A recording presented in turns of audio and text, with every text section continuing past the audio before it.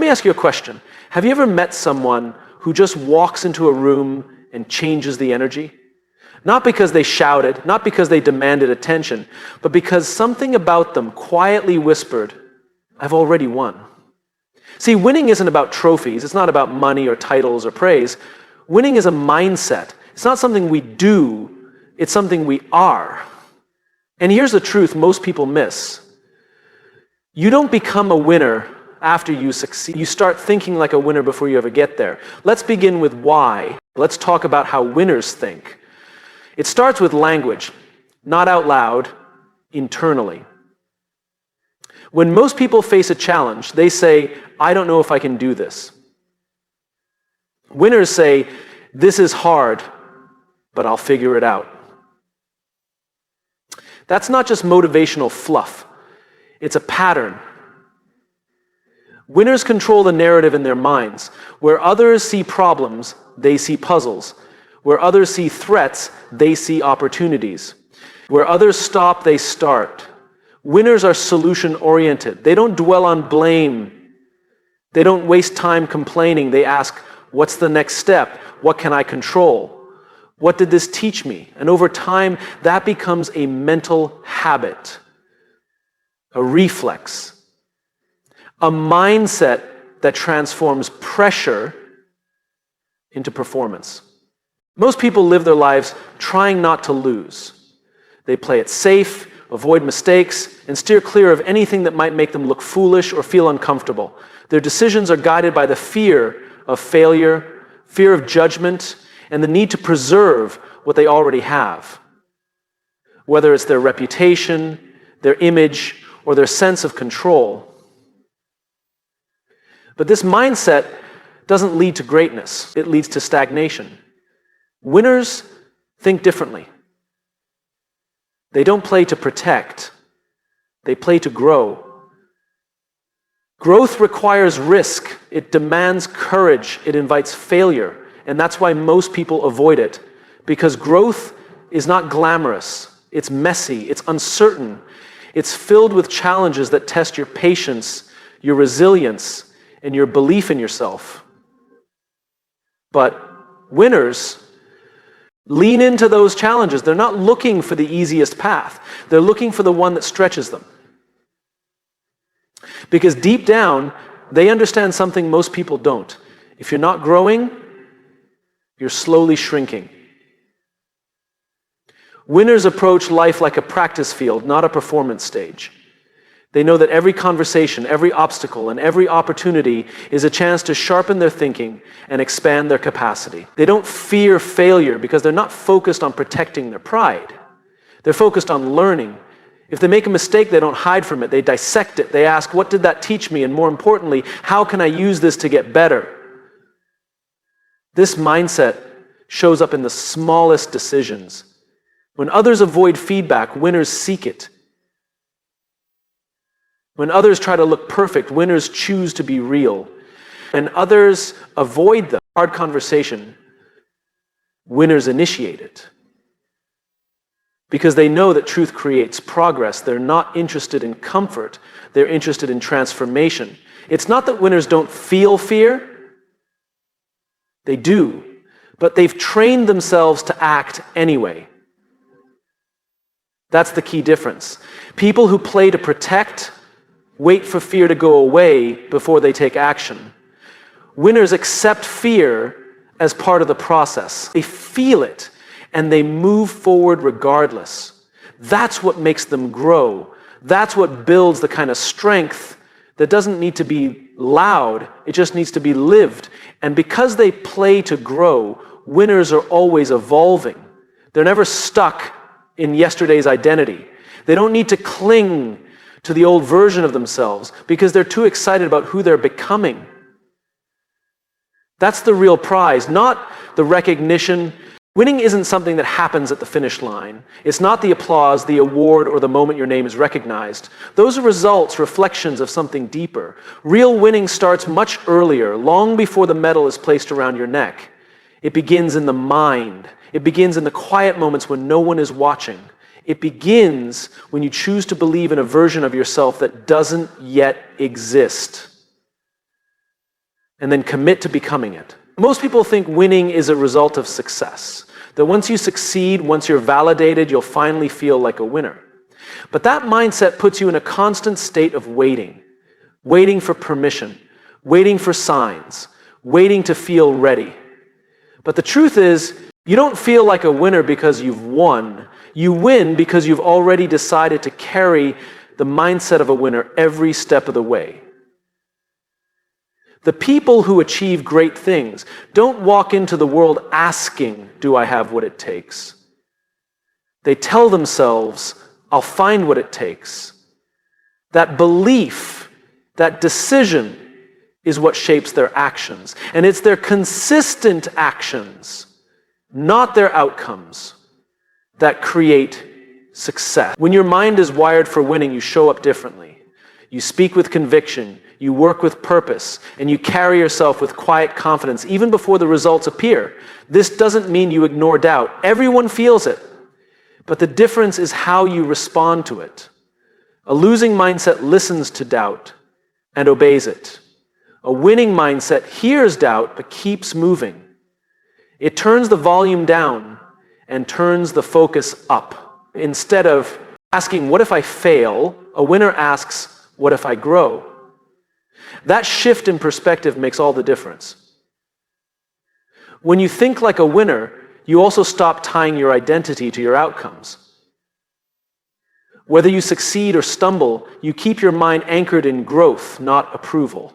That's important. Because people who only feel like winners when things go right are at the mercy of circumstance.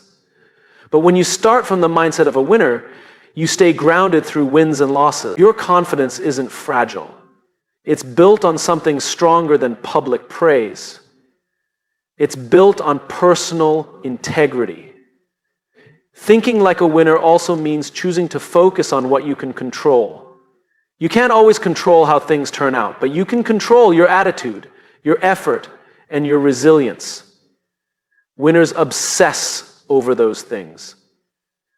Not because it guarantees success, and when you commit to progress, success becomes a byproduct. It's also about visualizing success before it's real, not as fantasy, but as preparation. Winners see themselves overcoming. They rehearse the feeling of discipline. They imagine the struggle and visualize pushing through it. That mental rehearsal becomes a compass. When the real pressure hits, they don't panic. They've already been there in their minds. That's the power of starting with belief. In the end, the medal is just a symbol. The real win happened long before. It happened in the hours of quiet practice, in the daily decision to keep showing up, and in the internal commitment to a goal even when no one else could see it. You don't need to wait until the spotlight shines on you to think like a winner. You need to make the decision now, when it's hard, when it's lonely, when no one is clapping. Because the moment you choose to think like a winner, the game changes. You stop chasing validation and you start living with intention. You become the kind of person success is drawn to, not because you're lucky, but because you're ready.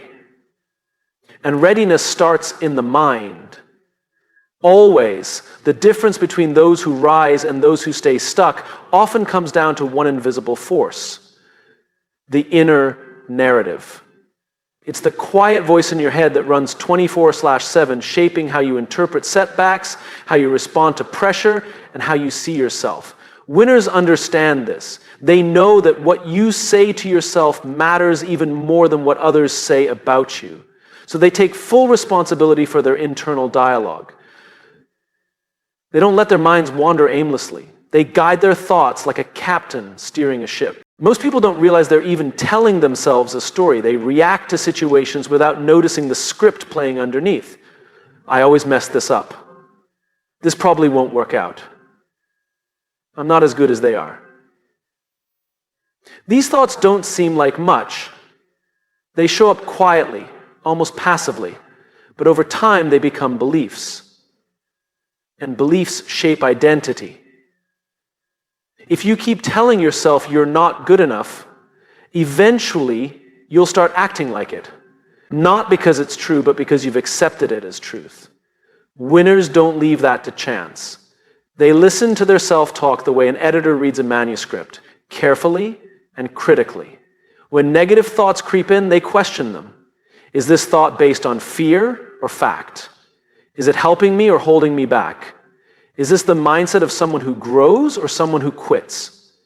By doing this, they interrupt the old patterns and rewrite the script in real time. This isn't about blind positivity. Winners don't ignore problems or pretend everything's perfect, but they choose a narrative that keeps them empowered. Instead of saying, this is too hard, they say, this is going to make me stronger. Instead of thinking, I don't know how, they say, I'm in the process of learning. It sounds simple, but it's powerful. That kind of thinking fuels persistence, and persistence builds results. When life gets tough, and it always does, the inner narrative becomes even more important. In those moments, most people collapse inward. They listen to the voice that says, maybe this isn't for me. Winners, on the other hand, double down. They remind themselves who they are. They draw strength from how far they've come, and they repeat words that ground them, not words that break them. That's not luck, that's discipline. That's intentional mental conditioning. It also changes the way winners handle failure. A losing mindset sees failure as a label. I failed, therefore I am a failure. But a winning mindset sees failure as feedback. I failed, therefore I learned. This small shift keeps them in motion while others get stuck. They don't waste energy on shame or self-pity. They focus on adjusting, improving, and moving forward. Because the story in their mind isn't one of defeat, it's one of resilience. Winners also know that their internal dialogue doesn't stay internal for long. It spills out into their tone, their posture, their conversations, and their decisions. If your mind is full of doubt, it will show even if you don't say a word. But when your mind is full of belief, that shows too. You walk into rooms differently. You speak with more purpose. People respond to that. They don't always know why, but they feel it. The mind is the foundation of everything you build. If your foundation is shaky, no amount of external success will make you feel secure. But if your foundation is strong, if your inner narrative is clear, constructive, and courageous, there is no challenge you can't grow through. Winners know this. That's why they train their minds just as much as they train their bodies, their skills, or their strategy. Because if you can win the battle inside, everything outside starts to follow. You can tell a lot about someone, not just by what they say, but by how they say it. Words carry energy. They reveal what a person truly believes, not just about the world, but about themselves. And the truth is, most people speak from insecurity. They hedge their statements, downplay their goals, and avoid being too bold for fear of judgment. They're not really expressing. They're defending, trying to protect an image, trying not to be too much. But winners speak from a different place. They speak from conviction. Conviction doesn't mean arrogance. It doesn't mean talking over people or trying to be the loudest voice in the room. In fact, conviction is often quiet. It's calm. It doesn't need to dominate because it doesn't need validation. When someone speaks from conviction, you feel it. There's a groundedness in their tone, a certainty. Not because they think they're always right, but because they are deeply connected to what they believe. This kind of communication doesn't happen by accident. It's the result of inner work. Before winners speak clearly to others, they first speak clearly to themselves. They know what they stand for. They've thought through their values. They've reflected on their purpose. That inner clarity becomes outer confidence. So when they speak, there's no hidden agenda. There's no performance. There's just honesty, alignment, and direction. Most people are afraid to sound too confident. They don't want to be judged, laughed at, or misunderstood, so they water down their message. They say things like, maybe, sort of, or I think, when they really mean, I know. Insecurity forces people to shrink their voice, but winners refuse to dilute their message to make others comfortable. They're not rude about it, they're just honest. They understand that clarity isn't offensive. In fact, it's what earns trust. Winners don't try to sound impressive, they try to be understood. That means speaking with simplicity, not complexity. They avoid jargon. They don't hide behind buzzwords. They speak so clearly that people feel and that feeling creates connection. Because people don't follow perfect speakers. They follow authentic ones. When winners talk about their vision, they don't seek approval. They speak as if it's already real. Not because they're pretending, but because they've already committed to it in their hearts. That commitment shows. People are drawn to that energy, not because the speaker is always right, but because they're rooted in something bigger than themselves. Insecurity, on the other hand, speaks from fear. It over-explains. It tries too hard. It either hides or exaggerates. But underneath all of it is doubt, and people can sense it. They may not know exactly what's missing, but they feel the lack of certainty. That's why insecure speech rarely moves people. It's too busy protecting ego to inspire action. Winners understand that their words shape the room. They don't use language to gain approval. They use it to build trust, to spark action, to bring clarity. And when they speak, people listen, not because they're louder, but because they're real. They don't just communicate ideas. They communicate belief. This kind of speech doesn't require special talent. It requires truth. The more aligned you are with your purpose, the more powerful your voice becomes. Not because you've memorized the right lines, but because you're living them. Conviction isn't something you put on for a presentation. It's something that flows from a life of integrity. So if you want to speak like a winner, don't chase confidence. Chase clarity.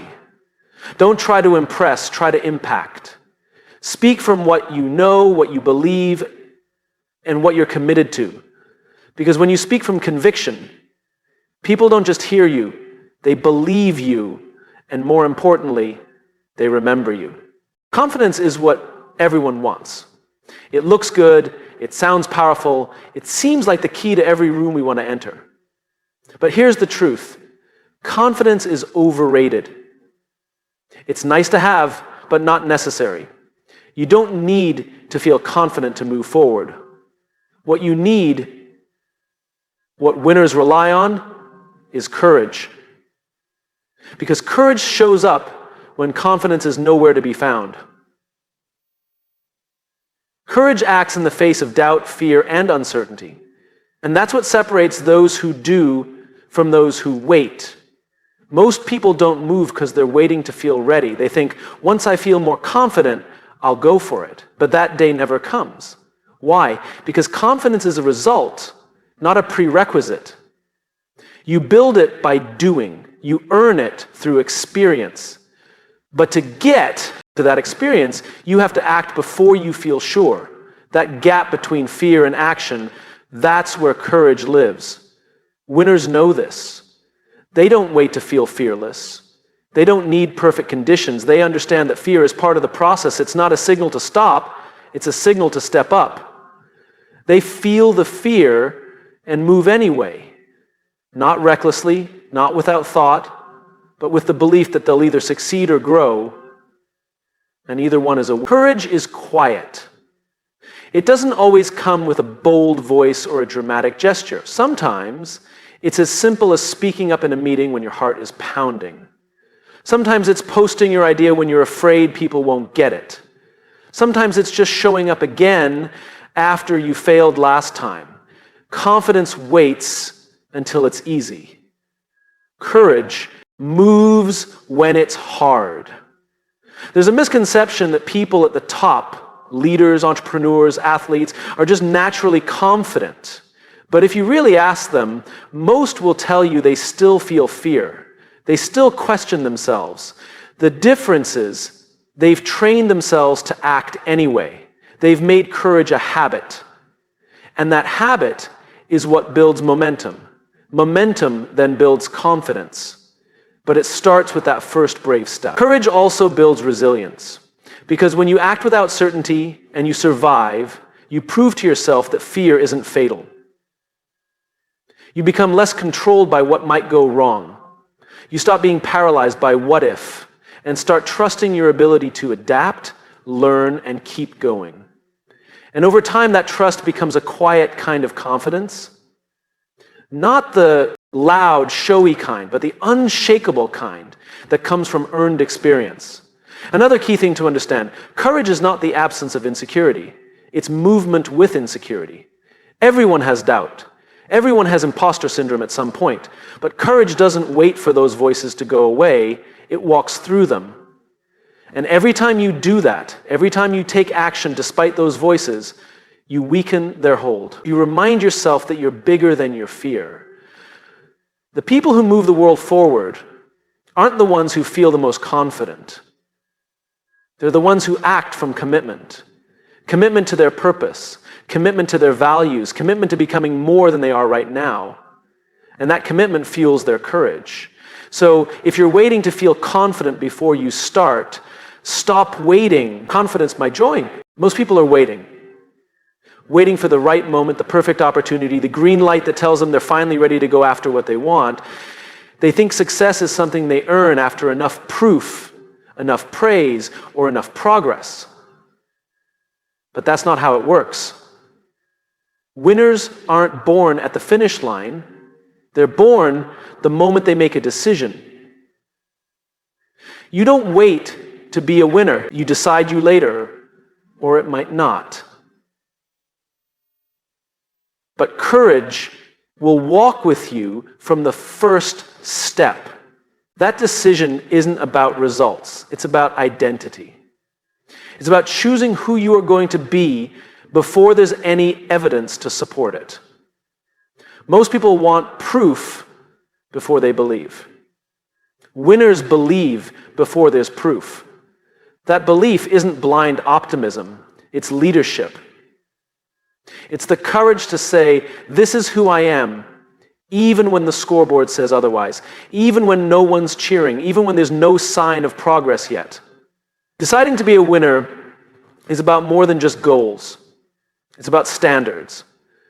It's about choosing how you show up every day, how you think, how you speak, and how you respond to challenges. It's a mindset that says, no matter what happens around me, I control what happens in me. That internal power is where winning really starts. People often ask, how do I become a winner? The answer is simple. Like one, think like one. Not later, now. Because the way you carry yourself when no one is watching is what shapes who you become when everyone is. The moment you decide to carry the mindset of a winner, everything starts to shift. Your energy changes, your choices change, and over time, your results catch up.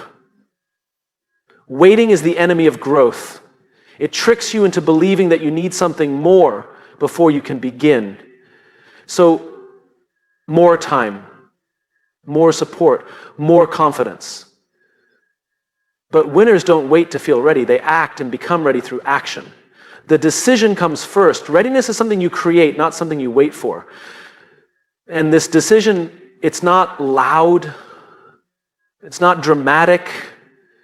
It's quiet. It happens in private, in the moments no one sees. It's when you choose to keep going when quitting would be easier. When you get up earlier, stay focused longer, or speak up even when your voice shakes. It's in those small, consistent choices that the identity of a winner is formed.